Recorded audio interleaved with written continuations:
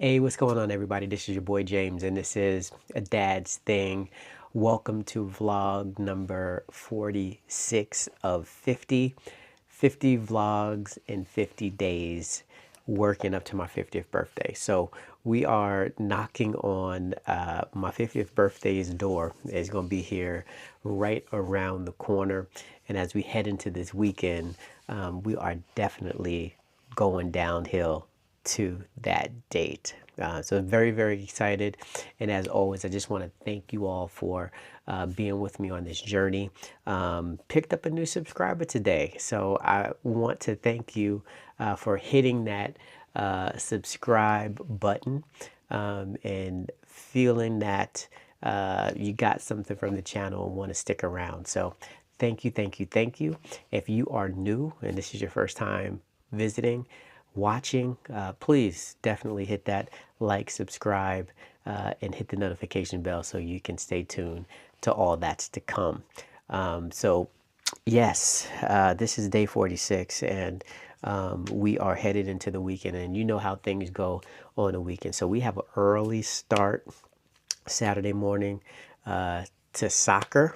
Actually starts earlier than basketball tomorrow. So I'm going to be heading to the soccer pitch with my eldest early. We got to get there about 8:30. And then my youngest will be heading to her practice starting at 9 o'clock. And then we'll meet us over at the field once everything is said and done. So that's what Saturday morning is going to look like. And then we will be getting ready for a game on Sunday afternoon, basketball with the youngest. Looking forward to that as well. So busy weekend. Love doing what we do as far as sports are concerned with the girls, and can't think of any better way to spend the weekend than doing something with them and cheering them on. So that's what's happening. But as we get into this vlog tonight, we had an event at school. It's called Spingo, where we have a spaghetti dinner and also play bingo. And it's a fun night. Get a chance for the kids to, hang out with their classmates after school and just catch up a little bit. And for us parents to sit down and, eat and, just have a conversation and just catch up. So it was a good night. It was a fun night, and definitely glad we were able to participate as we have been the last several years while being at this school. So that's how we, spent our night this Friday night. And, as we were going on throughout the evening and having different conversations, I was just really reminded of something. Just how busy life is for us all. And, this is a channel about fatherhood. I'm taking that most of my viewers are parents, whether you're a dad. I know I have some moms out there as well, so I appreciate your support. But we're busy. And in the mix of getting one kid schedule or two kid schedule or three or four kids schedules, getting them to where they need to go on all of the activities that it entails in school and food and all of that stuff that it takes to be a parent. You don't have a whole lot of time to really be keeping track of what's going on outside of the household, right? And that's not because you don't care.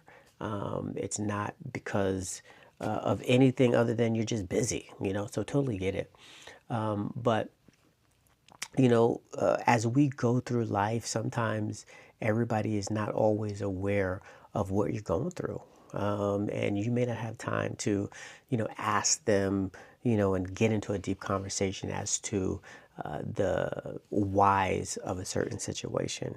And I just was reminded of that today, that people are just busy and life happens for us all.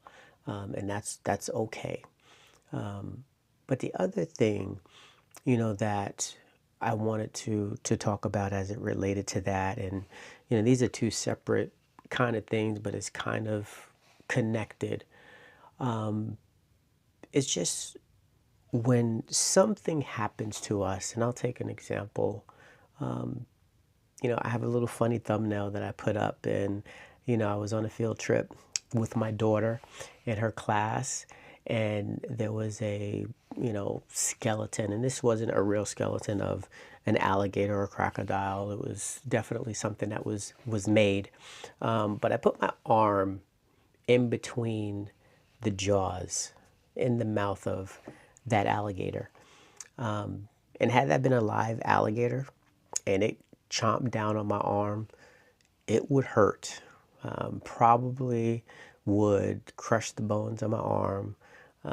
It could potentially just sever that limb. And definitely, if it was going to hold on, it would drag me under the water and do its death roll, and it wouldn't be nice. But the damage that it would cause to my arm would be very, very severe. And my hope is that anyone who was told that, yeah, James was in an accident with an alligator and the alligator chomped on his arm, you don't want to do that.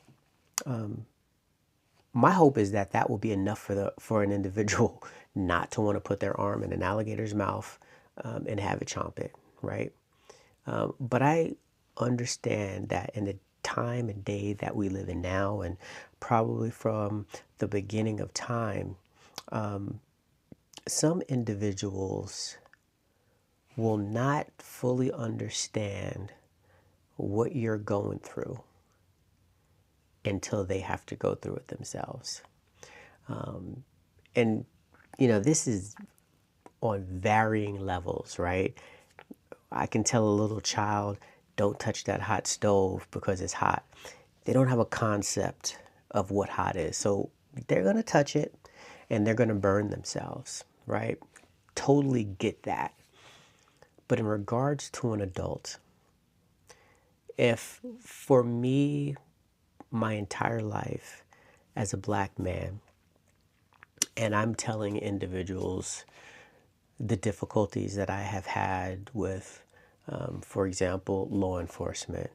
I get pulled over more than I'd like to share that I get pulled over.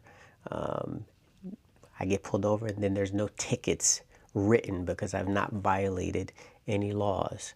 I get pulled over and, I get pulled out by gunpoint and accused of being a cross-country drug dealer because I've got out-of-state plates on. So when I share those things with individuals, my hope is that they're going to believe me. You have a relationship with me. You're going to take my word for it. And I think it's a lot easier I would hope it's a lot easier to believe someone you have a relationship with. But if someone just out of good faith said, hey, this was my experience, and it's happened more often than not, the hope is that you, as the individual hearing this, don't have to go through the same thing to be like, oh yeah, that individual was telling the truth. So often, in my day-to-day life, in relationships, I found it to be some folks have to experience what you've gone through in order to understand what's happened. And I wish that that wasn't the case. And I can map out so many examples of, difficult life situations that people have gone through and have shared it.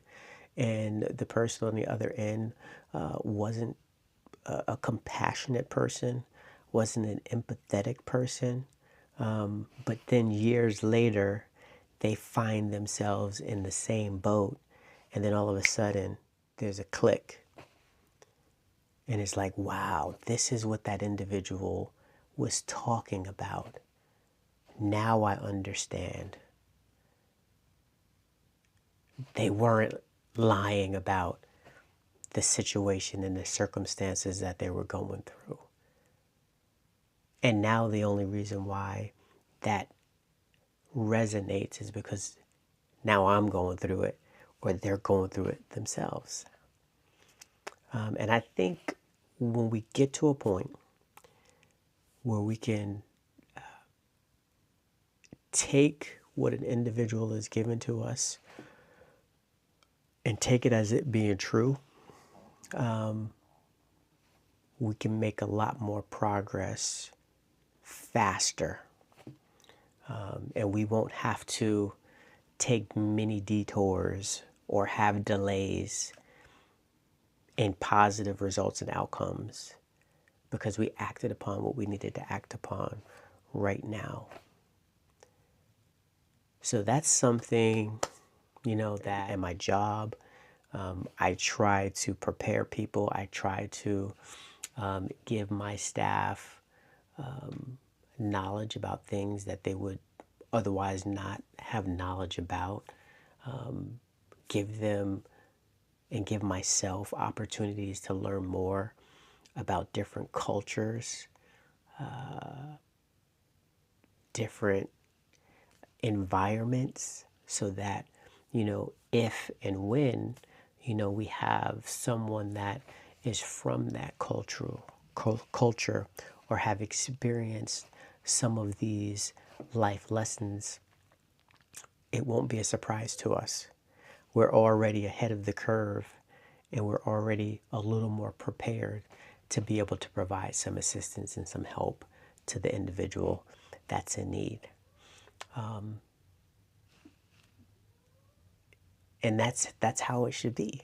And as I look at today, the 23rd of January, 2026, and I saw a picture of a peaceful protester in the state of Minnesota. And they were on the ground I won't say on all fours because their chest was on the ground. Their arms were behind them as they were laying on their chest. And it was 3 agents, if not more. I can only make out 3 based off of the picture, laying on top of this individual. And one of them was spraying a chemical element, mace, pepper spray, some other type of non-lethal weapon directly in the face. When I mean directly in the face, I mean it was like this close, in their eyes, in their face, spraying this individual. While they were subdued, while there was 3 or 4 other agents on this individual, and my mind immediately went back to photos of other peaceful protesters in the early 60s. And one particular protest where there were some school-aged children marching in Alabama in 63 and being sprayed with high-pressure fire hoses. Again, peaceful, not a threat to anyone. And that was what I went back to. And I say that to say this, because we've been there back in the 60s. And I always say, it's like, man, if we would have learned the lessons back then, that we are better together and united. Injustice against one is injustice against all.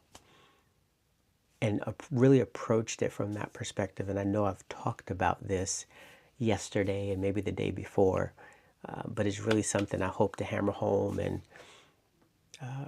really put to the forefront because it's so vital and so important. But the coming together then could really have combated some of the stuff that we're going through now. And that, I think, is the big lesson that we need to learn. And things that I know I'm hearing is, it's me today, but it could be you tomorrow. And that shouldn't be okay with anyone. Because if it's me today, it could be you tomorrow. And it goes back to the first thing that I talked about. I hope folks don't have to experience the heartaches of yesterday in order to believe that it's injustice today. So we got to come together. We've got to help one another. And we've got to see this through. Now is not the time, once the dust and the smoke clears, to take our foot off the gas and say, it's okay. Because if we allow it to just fester and rise up again, it's just going to be a never-ending cycle. So we've got to do the work that we have to do today to stomp out this atmosphere of injustice so that we can all truly be free and truly be in the pursuit of happiness that we all so greatly deserve. So that's what's on my mind today. I appreciate y'all. I thank you for being with me. I know yesterday I said, oh, this is going to be a short one. It was the longest one yet. And I know we're here, at 17 minutes now. So I do appreciate y'all sticking in and hanging in there and listening to what's on my heart. So as always, God bless, take care, be good. I'll look forward to seeing y'all tomorrow. And I hope I got some great news to share about win-win-wins as we do our thing. But all is going to be good. So y'all take care, and I'll see you tomorrow. Peace.